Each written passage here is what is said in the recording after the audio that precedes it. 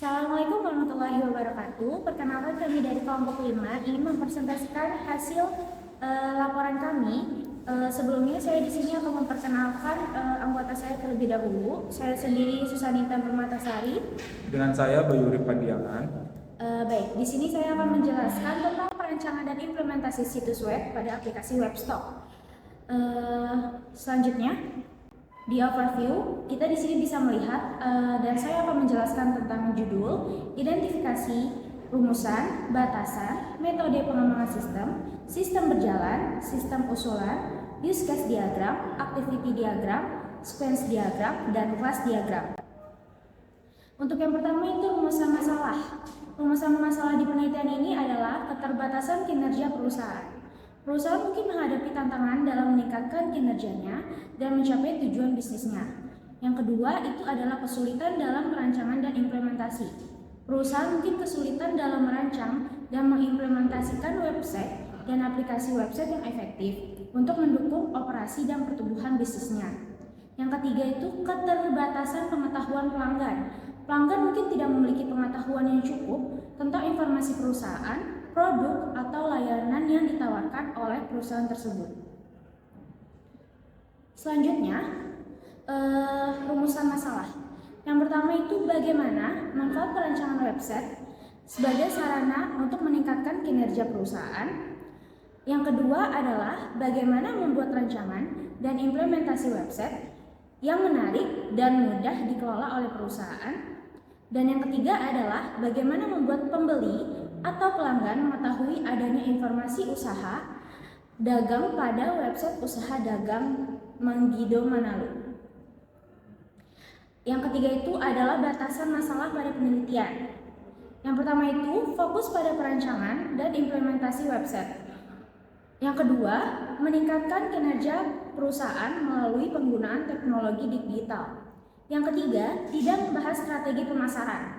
Yang keempat, tidak membahas aspek teknis yang terlalu mendalam yang tidak relevan dengan peningkatan kinerja perusahaan. Dan yang terakhir itu adalah memperhatikan ketersediaan sumber daya dan anggaran yang dimiliki oleh perusahaan.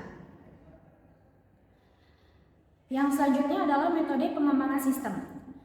Menurut Basil, metode waterfall adalah sebuah metodologi untuk merancang atau membangun perangkat lunak, yaitu proses perancangannya bertahap mengalir seperti air terjun.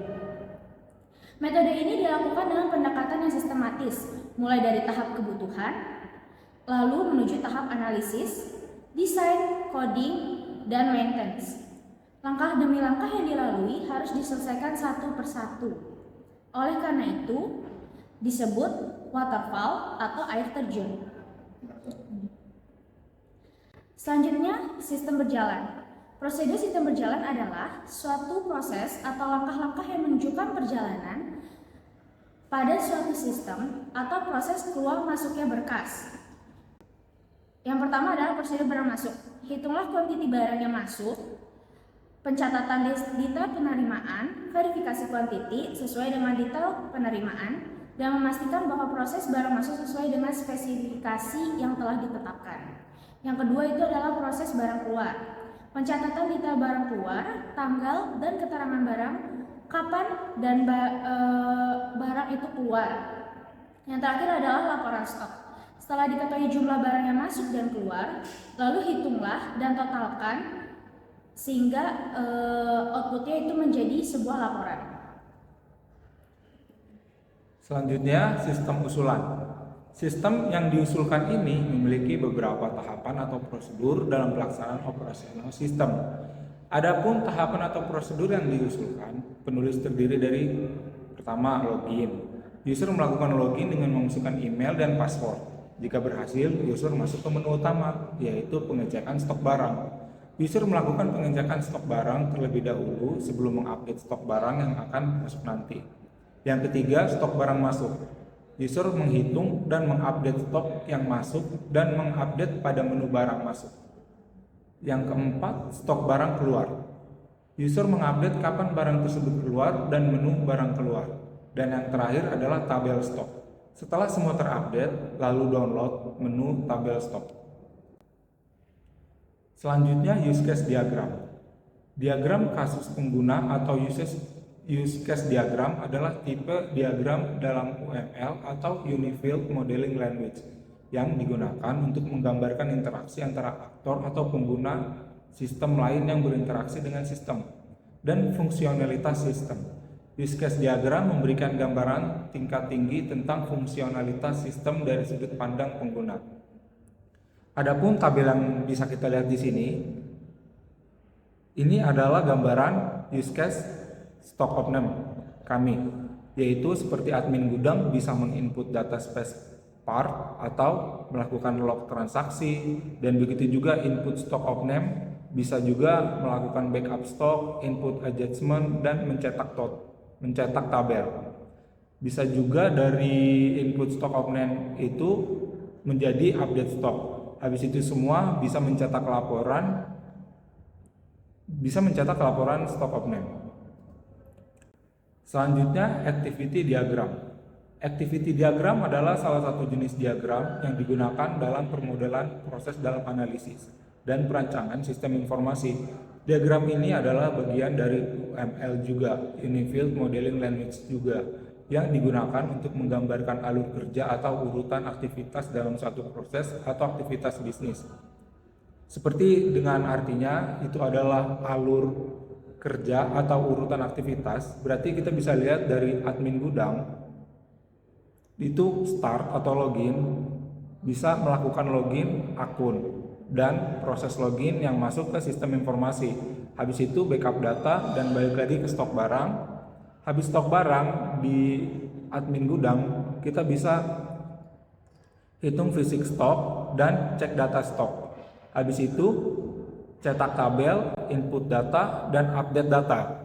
Habis itu semua sudah selesai, baru kita bisa selesai untuk urutan aktivitas dalam suatu proses atau aktivitas bisnis tersebut. Kita selanjutnya ada sequence diagram. Diagram urutan atau sequence diagram adalah tipe diagram interaksi dalam UML juga, Unified Modeling Language, yang menggambarkan bagaimana objek saling berinteraksi dalam suatu sistem dalam urutan waktu tertentu. Diagram ini menunjukkan urutan pesan yang dikirim antara objek-objek dan kapan pesan tersebut dikirim, sehingga memberikan gambaran visual tentang bagaimana objek-objek berinteraksi satu sama lain dalam suatu proses atau skenario. Ya, seperti tabel yang bisa kita lihat, ini adalah sequence diagram. Admin gudang bisa diberi email dan password, habis itu bisa proses login. Ketika proses login, masuk ke menu stok barang yang seperti tadi kita bilang. Habis stok barang itu bisa kita backup, menambahkan barang yang masuk atau barang yang keluar, sehingga ketika kita sudah masukkan tampilan stok barang, kita bisa menampilkan stok barang tersebut yang terbuat dari tabel yang sudah dibuat dari tabel ya. Habis kita sudah masukkan itu, nanti dia akan terupdate sendiri dan tersave sendiri. Setelah selesai semua, kita bisa log out seperti itu. Kelas diagram adalah diagram UML yang menggambarkan kelas-kelas dalam sebuah sistem dan hubungannya antar satu dengan yang lain. Seperti kelas diagram berikut. Barang masuk itu ada ID barang masuk, keterangan dan tanggal. Itu bisa diakses oleh admin. Dan admin juga bisa mengakses barang keluar, detail barang masuk, dan detail barang keluar. Seperti contoh yang sudah kita buat, bisa dilihat bahwa saat barang masuk dan barang keluar sudah diinput, itu akan menghasilkan barang. Nanti keterangan ID barang itu ID barang yang sudah benar-benar jadi, dan stok barang yang sisa.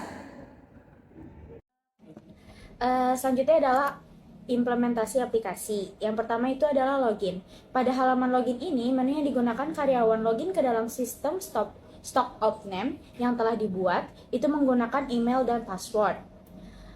Selanjutnya adalah halaman dashboard.